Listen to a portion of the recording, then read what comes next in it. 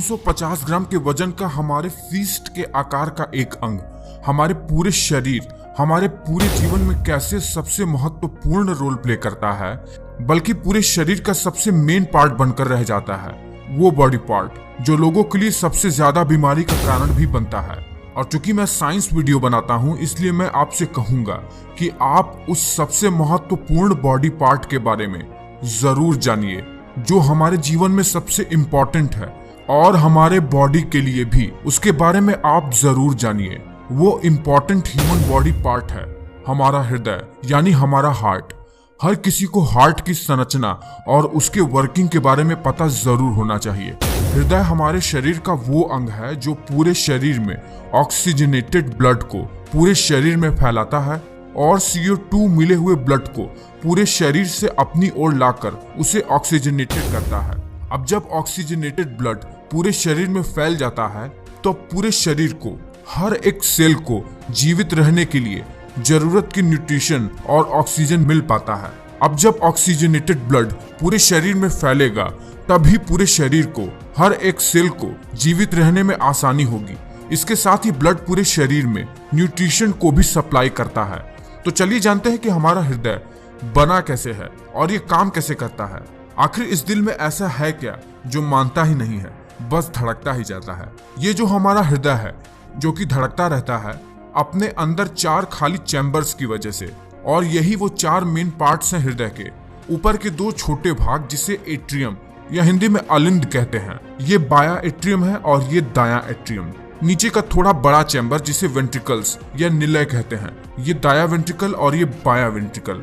ये 4 खाली चैम्बर ही हृदय के मेन पार्ट हैं, और हृदय से खून को ले जाने और ले आने के लिए पूरे शरीर में पाइप नुमा नलिकाएं बिछी हुई होती हैं, जिसे रक्त वाहिका या ब्लड वेसल्स कहते हैं। अब देखिए, हृदय पर ये पाइप, जहां मैं एरो से पॉइंट कर रहा हूं, वहां से खून हमारे शरीर के पेट और पैर जैसे निचले हिस्सों से हृदय में आता है, और जहां मैं अब एरो से पॉइंट कर रहा हूं, वहां, जिसे इंग्लिश में सुपीरियर वेना कोवा कहते हैं, वहां से दिमाग, हाथ पांव जैसे जगहों से खून हमारे हृदय पर आता है। आपको पता ही होगा कि हृदय पर खून लाने वाले नसों को वीन्स यानी शिराएं कहते हैं, और हृदय की तरफ से खून बाकी के शरीर के अंगों की तरफ पहुंचाने वाली नसों को धमनी कहते हैं, यानी इंग्लिश में आर्टरीज कहते हैं।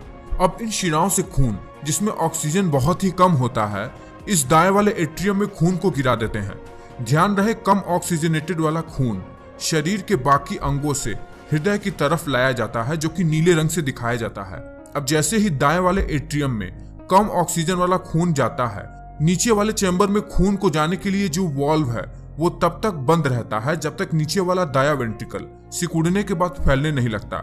और जब खून ऊपर वाले दाएं एट्रियम से दाएं वेंट्रिकल में आ जाता है, दिल के धड़कने की वजह से वो इस नली में आ जाता है, जिसे पल्मोनरी वीन यानी हिंदी में फुफ्फुस शिरा भी कहते हैं। और पल्मोनरी वीन से खून फेफड़ों की तरफ बढ़ता है। क्योंकि फेफड़ों में ताजा ऑक्सीजन आता है, वहां से ये खून ताजा ऑक्सीजन लेकर दोबारा से हृदय की तरफ बढ़ता है।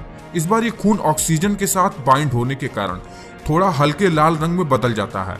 डीऑक्सीजनेटेड ब्लड का कलर डार्क होता है। हृदय में ये ऑक्सीजनेटेड ब्लड पहुंचता है हृदय में इस पल्मोनरी वीन से। आपको याद रखने के लिए बता दें कि पल्मोनरी का मतलब फेफड़ा होता है। पल्मोनरी वीन से खून फेफड़े से हार्ट की तरफ जाता है, और पल्मोनरी आर्टरी का मतलब खून हृदय से फेफड़े की तरफ जाता है। जैसे ही ऑक्सीजन से भरा हुआ खून हृदय की तरफ बढ़ता है, ये सबसे पहले बाय एट्रियम की तरफ गिरता है, और नीचे वाले वेंट्रिकल में तब तक नहीं गिरता जब तक वो फैल नहीं जाता। नीचे वाले बाएं वेंट्रिकल से खून ऑक्सीजन सहित एक नली, जिसे एओर्ट्रा या हिंदी में महाधमनी कहते हैं, वहां पहुंचता है, और वहीं से ये खून पूरे शरीर में पहुंचता है। ये एओर्ट्रा, जिसे महाधमनी कहते हैं, हमारे शरीर में खून को पहुंचाने का हाईवे होता है। एक बार इमेज में देख लीजिए इस महाधमनी को। एओर्ट्रा से ही शरीर के सभी छोटी बड़ी नसें महाधमनी से जुड़ी रहती हैं, जो शरीर के हर एक सेल को ब्लड पहुंचाती हैं। वहां से ऑक्सीजन को ट्रांसपोर्ट करने के बाद फिर से ये ब्लड ऑक्सीजन लेने के लिए हार्ट के पास चला जाता है, और हृदय के ऊपर कुछ स्पेशल सेल होती हैं जो एक इलेक्ट्रिसिटी जनरेट करते हैं, जो व्यक्ति के हृदय को लगातार धड़कने में मदद करता है।